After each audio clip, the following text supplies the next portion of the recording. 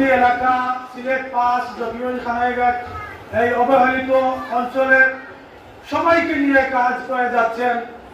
আমি আধা মিনিটে দুটি কথা বলবো। উনি এই জকিগঞ্জ খানাইঘাটের ইমাম মুয়াজ্জিনদেরকে নিয়েও মত বিনিময় করেছেন, ওনাদেরকে কিভাবে উন্নতি করা যায়।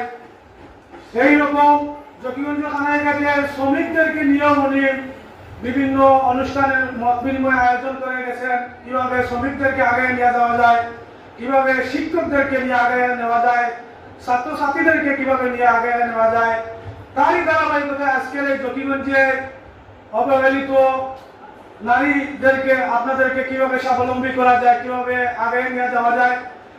উনার উদ্দেশ্য হলো সিলেট ৫ আসন জকিগঞ্জ খানাইঘাটকে কিভাবে উন্নয়নের দিকে আগে নিয়ে যাওয়া যায়, স্বাবলম্বী করা যায়, সকল শ্রেণী পেশার মানুষদেরকে নিয়ে জনগণকে নিয়ে কাজ করার ওনার উদ্দেশ্য। সম্মানিত উপস্থিতি, এ পর্যায়ে ওনার দল বিএনপিকে যেরকম ঐক্যবদ্ধ করতেছেন, সেই রকম কিছুদিন আগে দুর্গাপূজায় এই সোনাবাংলা হলে জকিগঞ্জের ধর্ম বর্ণ নির্বিশেষে তাদের দুর্গাপূজা উপলক্ষে তাদেরকে নিয়ে আলোচনা করেছেন, তাদের সব ধরনের সহযোগিতা করেছেন।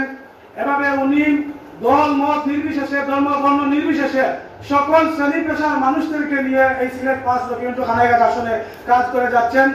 আমরা আজকে যে ব্যতিক্রমী অনুষ্ঠান দেখতে পাচ্ছি নারীদেরকে নিয়ে, আমরা জকিগঞ্জ খানাইঘাটবাসী নারী পুরুষ সবাই সমানভাবে এগিয়ে যাব ইনশাআল্লাহ। ওনার মাধ্যমে ওনার হাতকে শক্তিশালী করবো। সম্মানিত উপস্থিতি,